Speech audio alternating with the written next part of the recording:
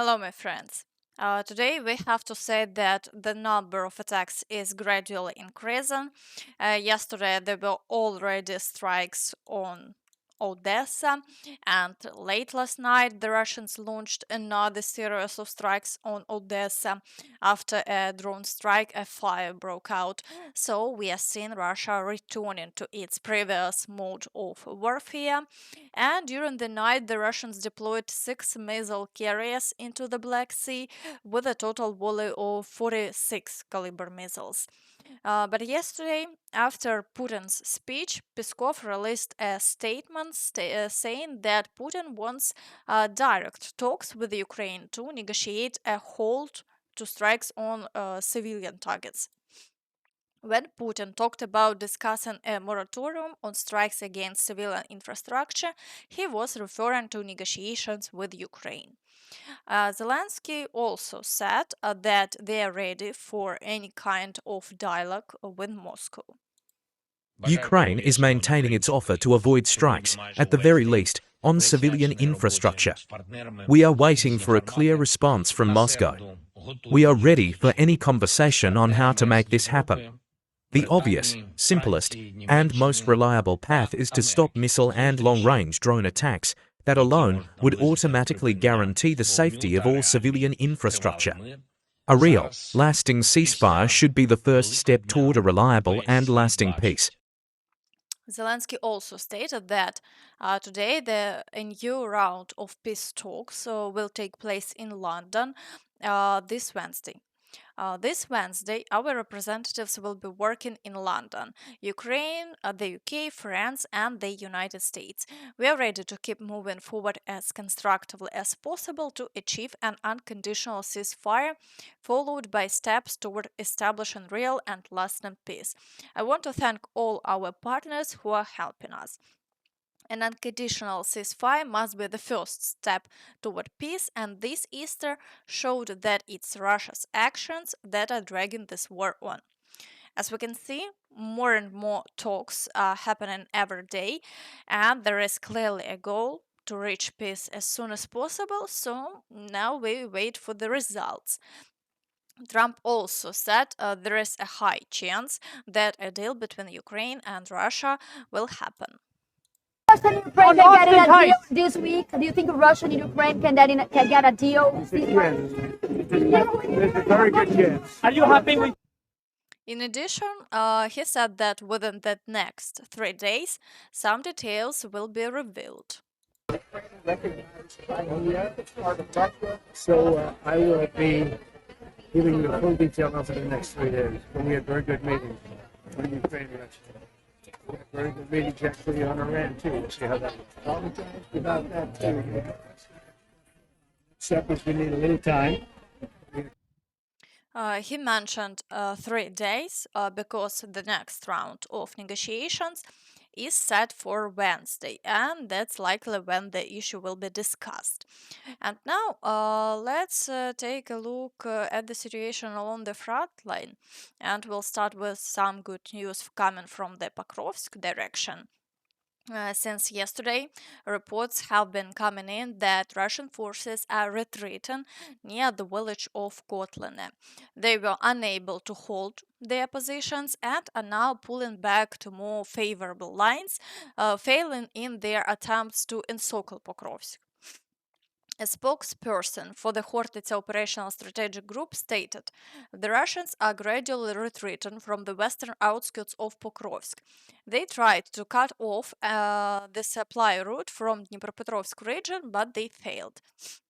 We've taken back Kotlene and they are retreating.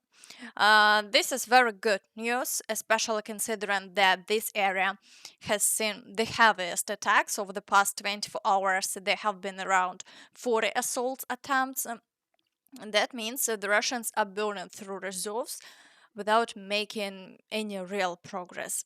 However, attacks are still ongoing today near Novooleksandrivka, Udachne, and in the area around Kotlene, the fighting hasn't stopped. The Russians are also storming Lysivka, Mirolюбівка, and Yelizavetivka. So far, there have been no major changes elsewhere, but some concerning news has emerged. Russian forces have managed to bring the Dobropillia, Kramatorsk highway under fire control. That road seemed far from the front lines, but the Russians are now reaching even that far, trying to disrupt the logistics of the Ukrainian forces. The good news is that more roads in the Pokrovsk sector are being reinforced against FPV drones, and the overall situation is slowly improving. In the Kurakhove direction, fighting continues for control of the village of Preobrazhenka, even though Russian sources recently claimed they had fully taken it. The Russians are also attacking Kostyantynopil, Rozliv, and attempting to break through toward the village of Odradne. But so far, there have been no new gains over the past 24 hours. All Russian attacks have been repelled by Ukrainian forces. In the Velyka Novosilka direction, fighting continues near the village of Skudne, but there have been no new Russian breakthroughs. In other nearby villages, the situation remains stable and the Russians are not conducting any new assaults. In the Zaporizhzhia direction, Russian forces continue the attacks on Mala Tokmachka and are storming the villages of Sherbaky and Stepove. However, they haven't managed to make any progress, and the front line hasn't changed over the past 24 hours. That said, it's important to know that Shalin hasn't stopped, and FPV drones been used very actively. This clearly indicates that Russian forces are focused on advancing in this sector, as they've concentrated a significant amount of resources here. In the Kherson direction, Russian shelling of the right bank continues, but there have been no new attacks on the islands and the situation remains unchanged. Meanwhile, in Crimea, a military alert was declared late last night and the Crimean bridge was once again closed. Now let's move to the Toretsk direction. Russian forces continue assaulting Leonidivka, pushing toward Toretsk and near Druzhba. Fighting is also ongoing south of the year near Sukha Balka, but so far they haven't made any advances. Over the past 24 hours, the front line hasn't shifted. In this area, Russia is heavily using FPV drones and artillery. The situation in the frontline zone is extremely tense, with the Russians trying to weaken Ukrainian forces by striking both positions and any equipment they spot. In the Chasiv Yar direction, Russian forces are assaulting the central part of the city. Attacks on Stupochki also continue, and the Russians are trying to advance across the fields toward Bilahoran. However, all of these assaults are resulting in more losses for the Russians, with no changes on the ground over the past 24 hours. In the Siversk direction, Russians are storming Belgorod and attempting to break through near Ivano-Dariivka, but activity here is minimal and they've made no progress. In the Lyman direction, attacks continue on Yampolivka, with Russian forces storming the village of Myrne. Fighting near Katerinivka is also ongoing, and further north, they are assaulting Rakivka. However, over the past 24 hours, there have been no new breakthroughs, and the front line remains unchanged. There are geolocation-based reports suggesting that Russians have captured Novomikhailivka, but so far this claim is based solely on Russian statements. There is no video confirmation, and the Ukrainian side hasn't confirmed any Russian advance, so we'll have to wait and see how the situation develops. In the Borova direction, there are reports of assaults on the village of Nadia, but again, no changes to the front line have been recorded over the past day. In the Kupiansk direction, Russian forces are storming Holubivka and drone strikes continue in the frontline zone.